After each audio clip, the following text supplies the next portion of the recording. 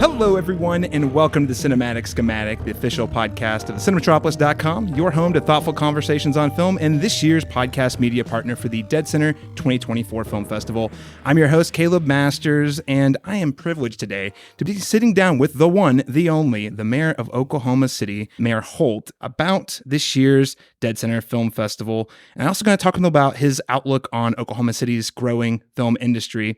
And again, before we get to today's conversation, if you've been tuning in, maybe this is your first episode, make sure to subscribe to have more exclusive dCFF interviews sent directly to your podcast player of choice. That said, very excited to welcome David Holt, Mayor of Oklahoma City. Mayor Holt, welcome to the show. Thank you so much. It's great to be here. Well, Mayor Holt, this is the 24th year of dCFF. We're now an Oscar-qualifying film festival, and it's all happening right here in Oklahoma City at the same time as we're seeing a lot of growth in our film industry as well. What is your favorite part about the film-going experience and something like dCFF being hosted right here in OKC? Well, gosh, film is obviously the modern medium. If you think about how humans communicated their art and their emotions and their observations over the course of time, it's evolved. And though every other medium that was once at the forefront still exists, painting, novels, poetry, symphonies, all of those things are still around, but you'd have to say that in the time in which we live, film is preeminent, it's where, and it also happens to bring most of those things together into one piece. So anyways, if you're a city in America in 2024, you would like to be at the forefront of the things that matter the most. And so I think, every city on some level aspires to have some piece of what Los Angeles and Hollywood have, because we recognize, as I just said, how important it is to modern human culture. And so I think it made all the sense in the world when nearly a quarter century ago, some of our residents said, here's where we can get a foothold. We need a film festival, right? And certainly there are others in the country, but we didn't have one. And if we didn't have one, then how could we possibly ever aspire to have a place in this very important medium? So I was the mayor's chief of staff from like 06 to 10. So I was around people like Khaki Porch who have come and gone and come back, during that time period. And that's how I got to know her. She was, her and Melissa Scaramucci and others were right in the middle of this back in that 06 time frame when this thing was just a few years old. And so I've seen the whole evolution and its growth. And at that time, 24 years ago, it really was kind of a pioneer. We would have sporadic film activity around in this city and in this state. Of course, people well remember the Twister filming in this area in the 90s and like little cameos by productions like Rain Man or other things. But it really was kind of around that same time when the film festival started that Gray Fredrickson relocated back home and started the program at OCCC. And so you started to see more and more. And then obviously in these last, 5 years or so, it's really, taken on rocket fuel, with PSM, Prairie Serve Media, Green Pastures now, Filmmakers Ranch. I always have trouble with name changes. I'm still calling, obviously, the Cowboy Hall of Fame, like everybody else. Hard saying. I feel that. But so Filmmakers Ranch and PSM, and then, obviously the major role that the new film incentive at the state level has played. And then, so with all of that happening, then we've responded at the local level. Now we have a local film incentive. And then we worked with the Chamber of Commerce to create the city's first film office, which Jill Simpson, longtime pioneer in this space, now leads for Oklahoma City. So, there's just a lot going on. But I like to think that kind of dCFF has been there from the beginning, before the beginning, that's 24 years, really predates all of these exciting new developments. So, it's kind of fun to see, I think, dCFF now be at the center of something much, much bigger than it was 24 years ago. And no doubt dCFF will continue to lead, and it's going to be fun to watch how I think the next 10 years proceed and the role that dCenter will play in that. But I think, again, dCenter was like there before everything else, and I have a lot of respect for that. It really speaks to what I've seen so much here in Oklahoma City is you have people who really just believe in this thing with such passion and commitment that they follow through and just kind of wield it out of seeming nothingness. Hey, we're going to build an amazing film festival. We have talented people. Let's bring them together to build something great. And like you kind of highlight a few examples of that happening on the filmmaking. What do you see as the biggest opportunity for Oklahoma City's film industry in the next, say, 5 to 10 years? Interesting. Well, I mean, there are people more knowledgeable than me, but what I've learned from them is, obviously there's like more being made than ever before, right? And so there are all these, episodic TV shows and things that they're being shot all across the country and all around the world. And obviously we've already seen some of that with Tulsa King, and we have every, hope that we can continue to kind of get a foothold in that. But there's productions being made at every budget level, and they don't all rent out, a convention center. I mean, like I love like over at Filmmakers Ranch, for example, how they built out like a school and a courtroom and like, I think maybe a hospital. I mean, like these things that appear in everything, right? Yes. and really, and use those, sets to sort of like be a fill-in for lower budget productions, that don't necessarily have $100 million to just go ahead and just, cavalierly build their own hospital, like let's just use what's already there. So anyways, I just love that. I think we're meeting the market in multiple different ways. And, I think eventually, the state film credit will need to keep pace with this growth. And so that's something that's kind of a conditioned precedent to, I think, the future we hope for ourselves. But I'm heartened that it seems like many of the leaders in the legislature are receptive to that. These things always kind of have to come sometimes at their own pace and when the time feels right for everybody. But I feel like that moment will come sometime in the next couple of years, and all of that will just continue to lead to more growth. And I don't know, obviously the vision and the hope would be that we're one of, a half dozen maybe major film making capitals in the country. I guess the epitome of that, second to Hollywood, would be Atlanta, and that's always held up as an example, but also Albuquerque is a great example.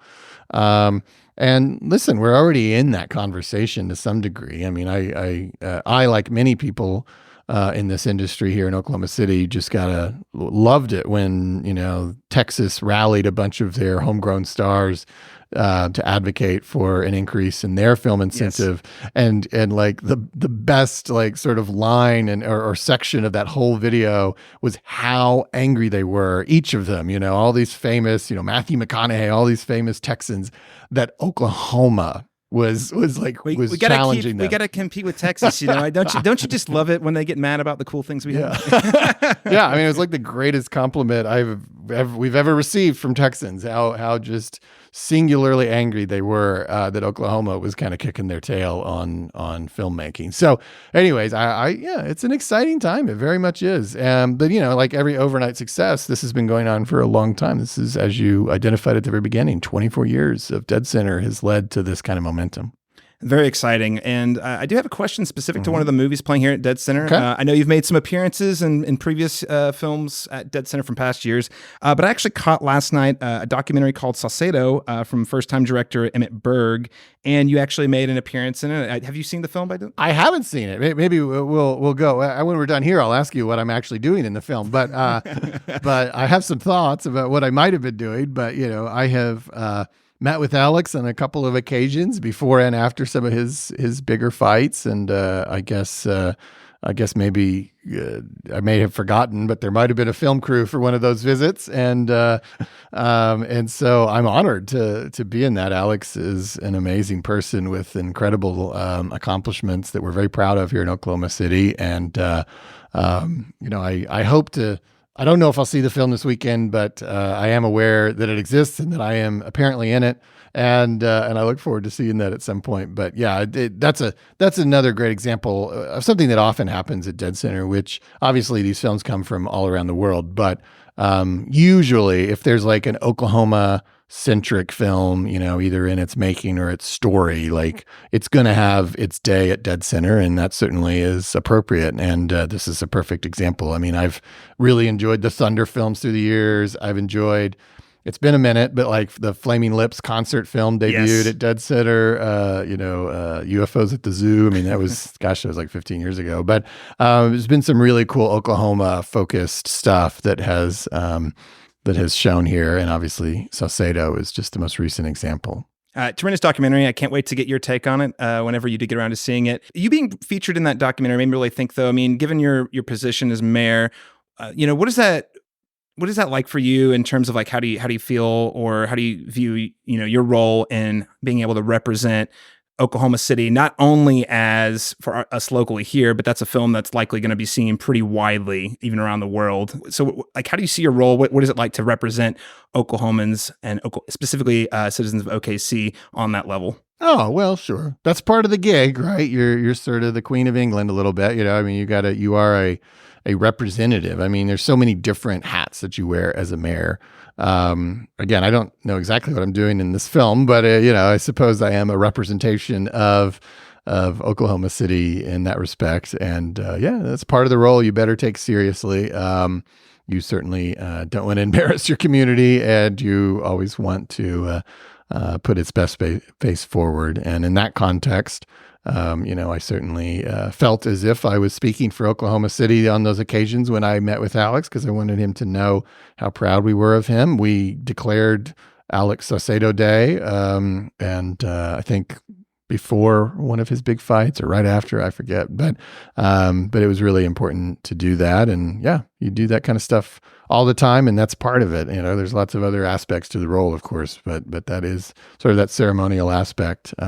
I suspect that, again, not sure what I'm doing in the film, but I suspect it'll be somewhat fleeting, for those who view it. But hopefully in those moments that Oklahoma City shines, that they have a good impression of us. Yeah. Well, I think you represented the city well in the film. I want to take it back to something you said earlier, just talking about the role that film plays, just in terms of in the role of human culture. Mm-hmm. When you think about a city or a state being represented on the big screen, I mean, I know we had not necessarily Oklahoma City, but in Oklahoma we had Killers of the Flower Moon last year, mm-hmm. and of course we have Twisters coming out this year. I think Reagan is on the docket, mm-hmm. Movie that was filmed here. What is that? What is a film being represented on the big screen or made in your city? What does that mean for you in terms of like the film industry and the opportunities the city has ahead of it? What does that do for us? Well, there's a lot to unpack there, because some of it is what you're referencing is kind of like your cultural profile. Like what are movies that are actually set in Oklahoma City saying about Oklahoma City? And then separately are things that are made in Oklahoma City, like Reagan. I don't know that any part of Reagan is actually set in Oklahoma City. So for those who view a film like Reagan, they won't realize necessarily like anything. They won't think about Oklahoma City throughout the course of the entire film. But it is really important, I think, to the industry that those who do pay attention to where things are made are aware of productions like that. And, it's really important, I think, when the productions are happening. It's great for the diversification of our economy. It obviously creates and sustains jobs. I've always thought that filmmaking in your community while it's happening is also really kind of helpful to your brand and identity. It's cool. It was cool that like people were, from all of those productions you mentioned here in Oklahoma, and like being visible at restaurants and places. And, I got the opportunity to spend, a half a day with Leonardo DiCaprio, taking him to, some of Oklahoma City's most important sites. And like, those opportunities only present themselves when these things shoot here. Separately, and your question is like, well, what is the impression left when things are actually set here, which don't even have to be filmed here to be set here. But in that case, I think it's always better to be talked about, even if it's poorly, than to be ignored, Yeah, absolutely. And so sometimes people will say, well, this isn't a good, like this film that's set in Oklahoma City is all about, like Tulsa King, all about gangsters or something, How is this a good image? And I'm always like, again, in Oklahoma City's case, we know what it's like to be off the radar and to be ignored. That was kind of our story for our entire history until the 1990s and beyond. And I don't think that's any fun. I mean, I don't want like everything that's made here, I guess, to be perceived as negative, but nonetheless, I would rather have a mixed bag, I guess, than to have no bag at all. Right.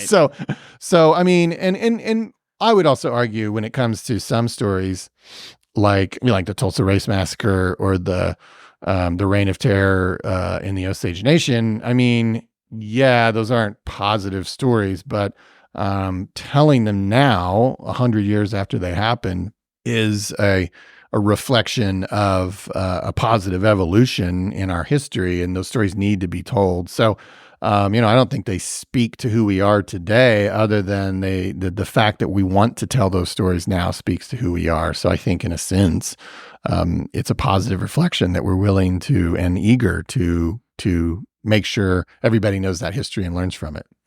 And you were talking about, in terms of OKC being competitive, again, just being in that conversation is always going to make you more competitive than not being on the scoreboard. Sure. Right. Yeah, absolutely. So about to wind down, a couple of just more general questions about your experience with movies, because this year's dCFF24, we've been asking all of our guests, what is your favorite film going experience? So not to put you on the spot, but do you have any in terms of winding back the years? Was there a moment that really stuck out to you, either the movie itself or just the experience of watching it with people who are important to you? Interesting. I don't know. I mean, given more time, maybe I would think of different things. But, I suppose like one of the things I remember most about my childhood and films was when I was 10 is when Batman came out. Yeah. And I was super into comic books. And yeah, I still try to like educate my own kids on what a big deal Batman was in 1989. Like there's just really very few cultural experiences anymore of any medium that really are as unifying as things used to be before you had 700 TV stations and all that. So back then, that was just such a powerful experience for me. And I definitely saw it in theaters, I don't know, like 6 times maybe. 6 times. Can't get enough of Jack Nicholson's Joker, classic. Right. I would, it never even occurs to me today to like go to a movie twice in a theater. I mean, it would not really happen, So the fact that I wanted to see it multiple times, and even I remember following it like into the discount theaters and like, through the whole course of what it was probably a 6 to 9 month journey of Batman showings. Back when they ran that long too. Right. So anyways, that's probably, I could go on with some more concepts, I guess, but that was, that was a memorable experience with film. I loved, that character in that movie. Yeah. Batman seems to be a touchstone for a lot of people. I hear Batman, Star Wars, but I think what's really compelling is it just kind of captures what was going on in the popular culture at that time and really what kind of swept people away. What was the last thing that you watched? The last thing that I watched? Well, we just finished Echo the other day. Now nice. That's a series, not a movie specifically. I don't know if that matters, but and of course that obviously made in Oklahoma, involving the Choctaw Nation, and so that's pretty cool local connection. But yeah, I think that counts as the most recent thing I've seen, and it also qualifies as a good answer for this question. Absolutely, Marvel-made film, Marvel-produced film made here in Oklahoma. Absolutely. Well, is there any other closing words you'd like to share with listeners either here in Oklahoma, but also broadly international listeners about dCFF24? Well, I just think this is a great experience. It's incredibly well organized. You alluded to this earlier. I mean, so much credit to the volunteers and staff. It is really kind of breathtaking. I know every film festival essentially is this complicated, but when you look at this program that I'm looking at right now and all of just the logistics of it all, it's like not planning one party. It's like planning 150 parties over a weekend.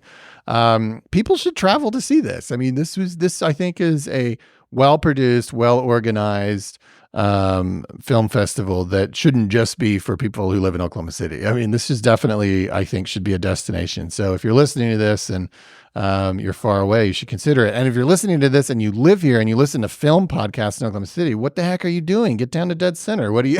I mean, seriously, guys, we're a hop, skip, down the road. Come on. Mayor and David Holt, thank you so much for joining us on the Cinematic Schematic today. Absolutely. Thanks for having me. And listeners, again, stay tuned. Head on over to deadcenterfilm.org for more information about this year's festival and future festivals. Thanks so much for joining us, everyone. We'll catch you again next time.